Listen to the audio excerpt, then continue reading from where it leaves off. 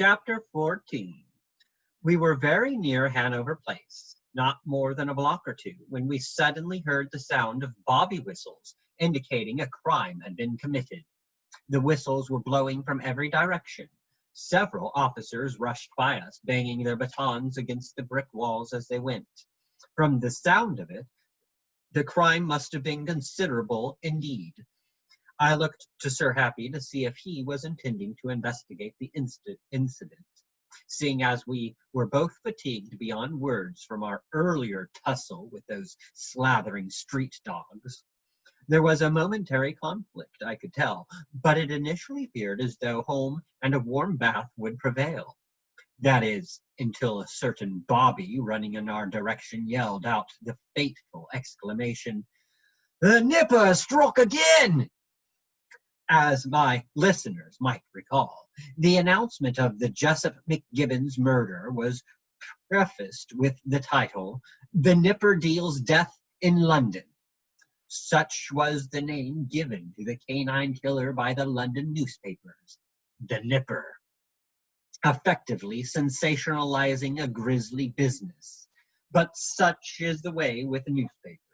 Their goal is to catch the attention and imaginations of potential readers, and so with every crime comes a fanciful name more worthy to be mentioned in a local theater house than within the headlines of serious journalism. The officer's declaration that the current crime had been committed by the same canine we had been hunting left no question in our minds as to our appearing at the scene to investigate. As a matter of fact, Sir Happy was quite adamant we journey with all haste to reach the scene. "We haven't a moment to lose, Marmee," he said in a rather excited tone. "No disrespect to the authorities and their established procedures for dealing with such situations, but if we do not make haste, the street bobbies will contaminate the crime scene by scuffing around with their smelly boots. Besides, we will have a better chance of finding fresh clues. Perhaps if we are lucky, we will find the perpetrator still within the vicinity of the crime, enabling us to close this case before the night wanes." We were off at a run, very quickly outstripping the officer who had originally passed us moments before. We raced toward the sounds of the trilling whistles and clanging batons as bobby after bobby sought to gather reinforcements. Within moments, Sir Happy and I found ourselves in view of the commotion. The crowd surrounding the crime scene was so thick I could make nothing out of the identity of the victim or of the surrounding crime scene. Many of the individuals present were officers of the law, having been called from every corner of the surrounding neighborhoods.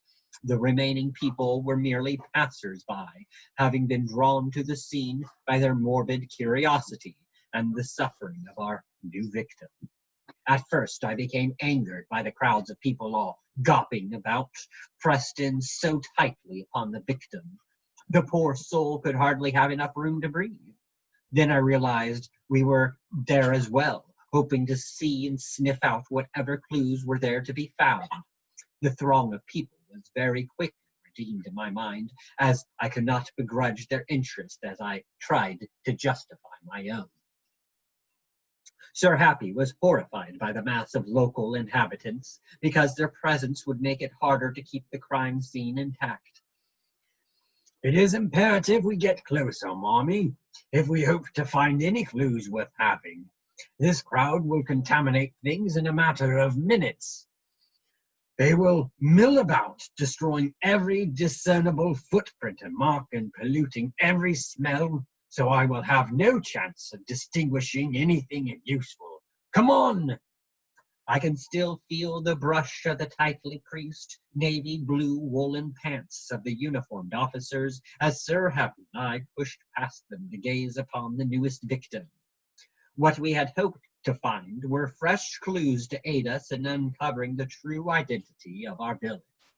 What we found was an image so appalling, so horrific, I hesitate to put it to paper.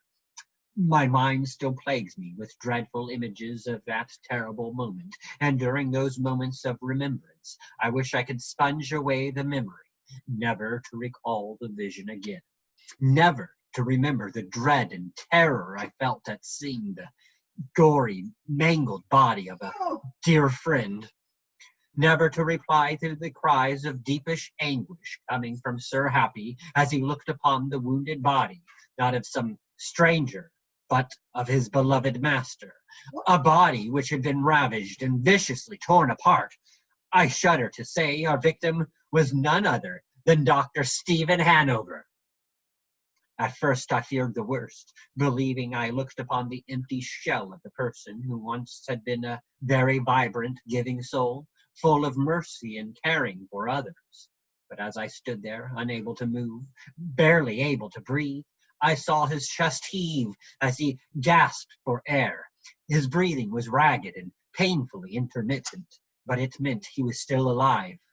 Hope flourished inside me as I realized he was not lost to us yet.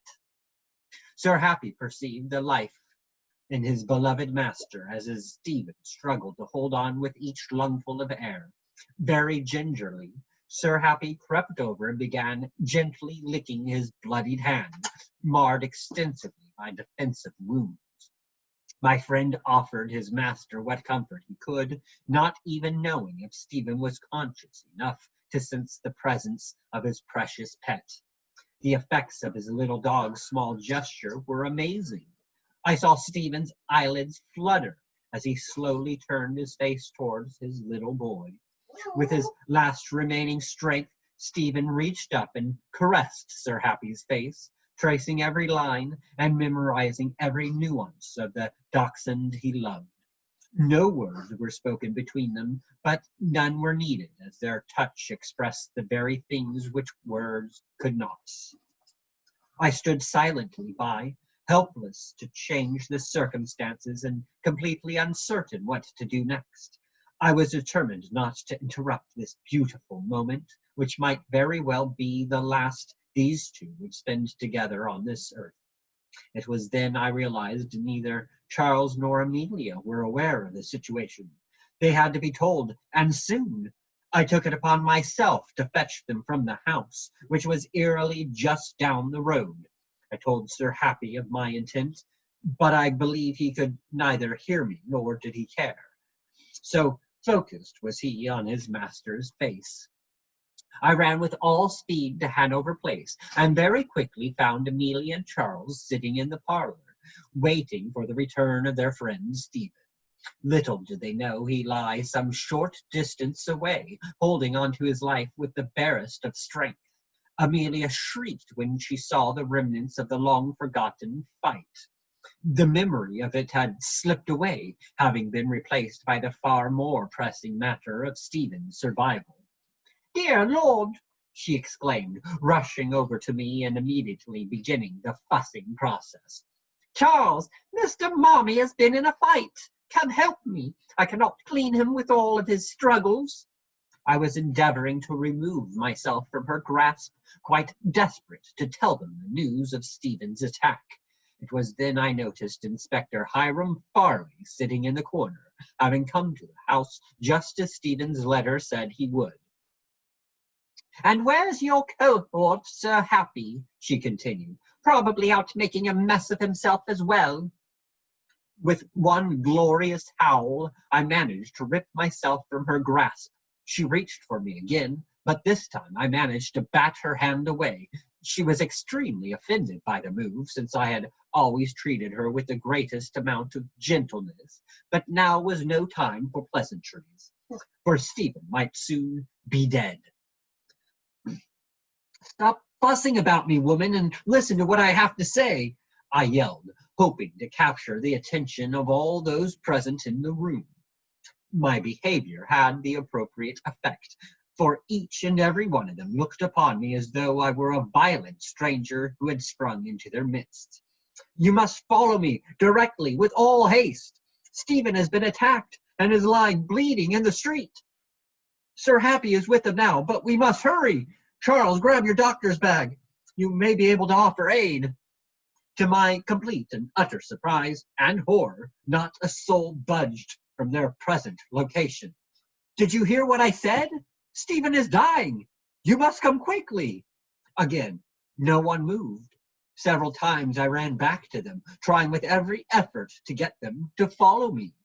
Finally, to my great relief, Charles seemed to understand my message and said to the other two, "I believe Mommy wants us to follow him."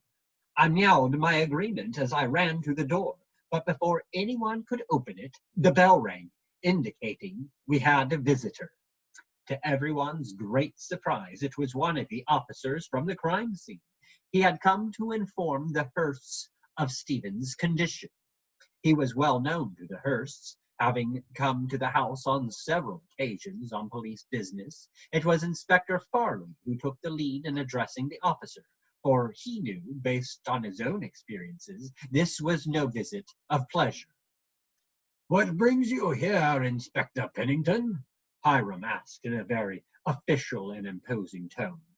Young Pennington was reluctant to respond, in part because of feelings of intimidation in the presence of such a masterful man as Hiram Farley, and because the man dreaded the terrible news he must impart.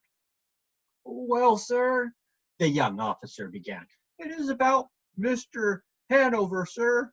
The mention of our mutual friend gained the attention the man needed, giving him enough confidence to present his news.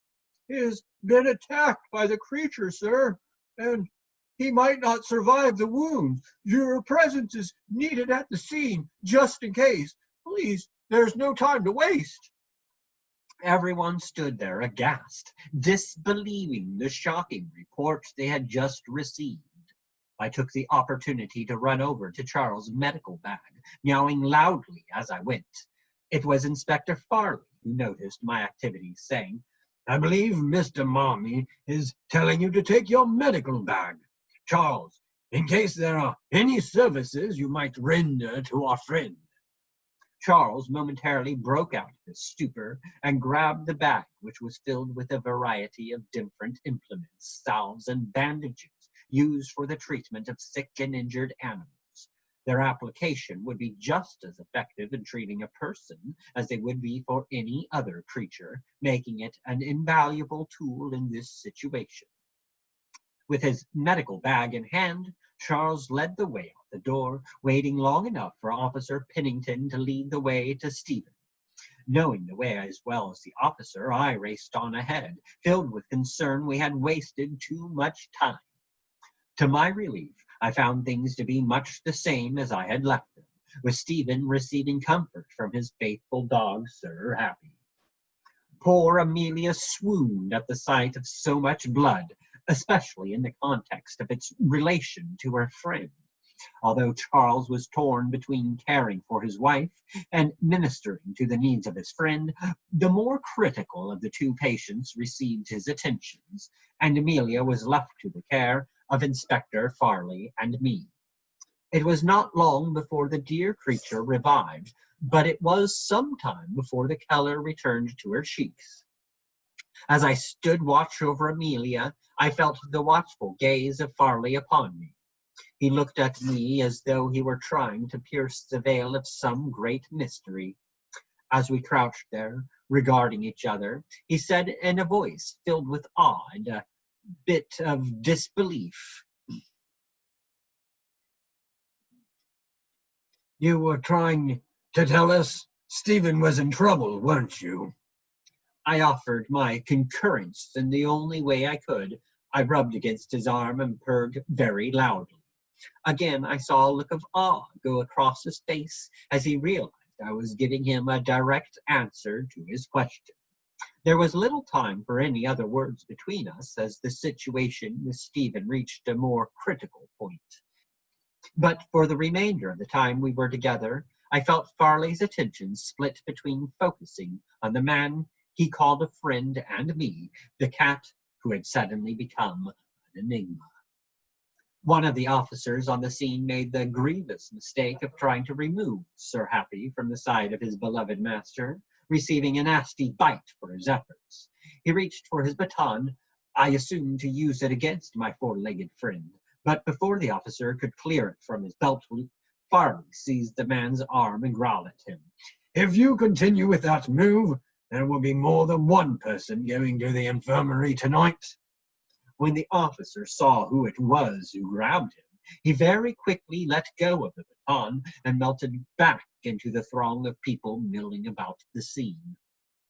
Upon saving Sir Happy from his would-be assailant, Farley looked at me and asked if I might be able to care for Amelia on my own.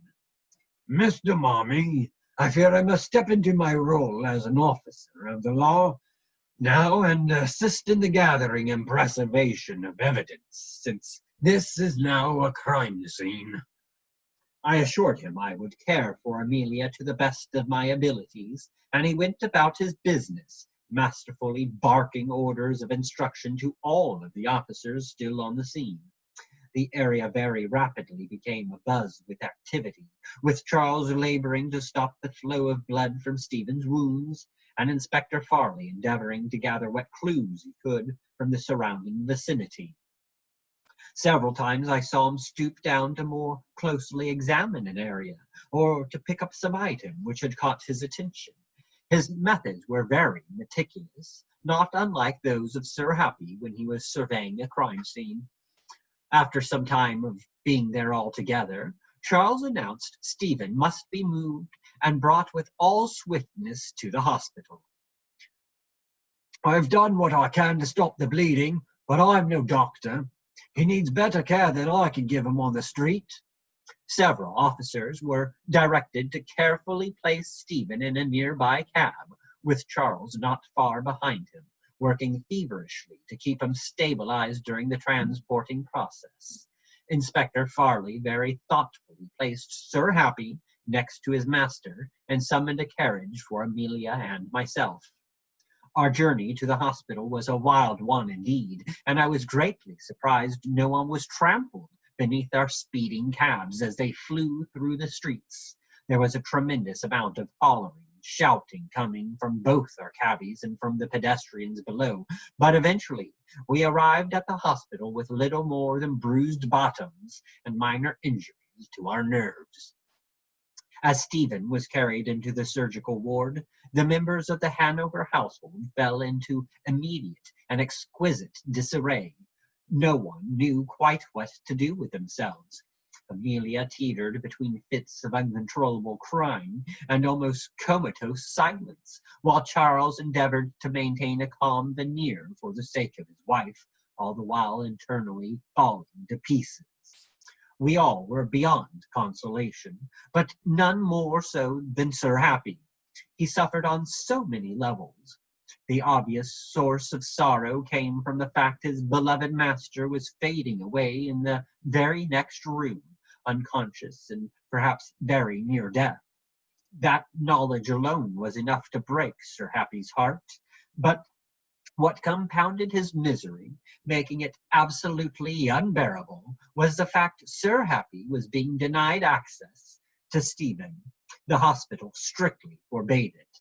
Their policy, as stated to Charles by a very nasty, and I might add extremely unattractive nurse, was to prevent the admission of any filthy animals, no matter what. We cannot allow them to contaminate the hygienic sanctity of the hospital. Those two creatures must go. Such was the welcome we received upon rushing to the hospital, immediately following the attack. The effects on Sir Happy were immediate and devastating. Shock and disbelief were quickly followed by the unbearable burden of helplessness. I suddenly became very aware of how small and seemingly insignificant we were in the eyes of so many people. With the wave of the hand, this nurse, in her deep and unquestionable ignorance, dismissed the important contributions Sir Happy and I could make in the recovery of Stephen. Even if she were unwilling to allow me entrance, since I was merely a friend of the patient, certainly she could not deny Sir Happy access, considering the very real and intimate relationship he shared with the man who lay very near death's door.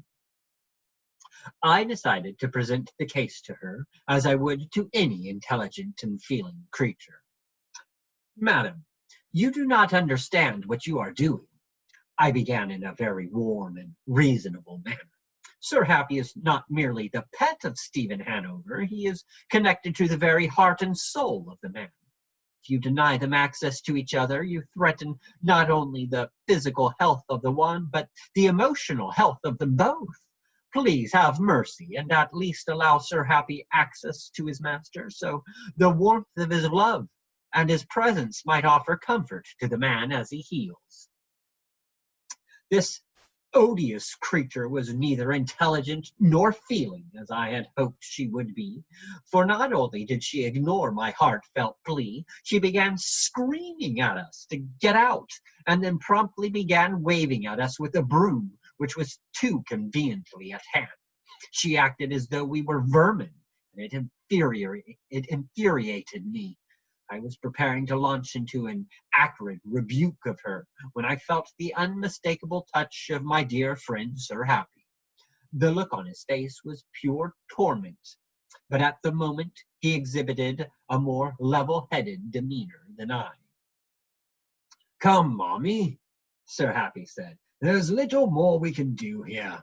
Let us leave now before this woman escalates to such a level she disturbs the rest my Stephen so desperately needs. Charles will tell us what we need to know. Sir Happy turned to leave, his tail tucked dejectedly between his legs. I turned to follow, but not before glaring at our unwelcome obstacle and hissing. It is creatures like you who give humans a bad name. I felt numb. I suppose I had always just believed the public at large understood the connection between people and their pets. To remove the contact and access one to the other was like asking someone to voluntarily stop breathing. Every fiber of our being fights against those moments of separation the way a person fights for air when they are drowning. For the uninformed, such a comparison might seem excessively dramatic, but in truth the analogy is most appropriate. My separation from my sweet Annie nearly killed me, and that was with the knowledge I would eventually see her again. How much harder would it be for Sir Happy with the looming uncertainty of his dear master's health? If Stephen died as a result of his injuries, I feared Sir Happy would not be far behind him, succumbing to the ravages of a broken heart. I must shamefully admit, in the midst of this great travesty, I quite selfishly began to worry about my own security. I had taken up residency at Hanover Place quite simply on account of my own untimely and unfortunate separation from my sweet Annie. If Stephen perished, I was uncertain what would become of me. I did my best to squelch the rising panic such thoughts created, but I became acutely aware nonetheless of how precarious my position was. I found the revelation disquieting at best. I knew I could not dwell on such selfish things. I needed to be strong and focused on the current situation, if for no other reason than for the sake of my friend Sir Happy. But I felt at a complete loss as to what to say or do which might offer comfort. For the moment I allowed my presence and companionship to fill a portion of the void.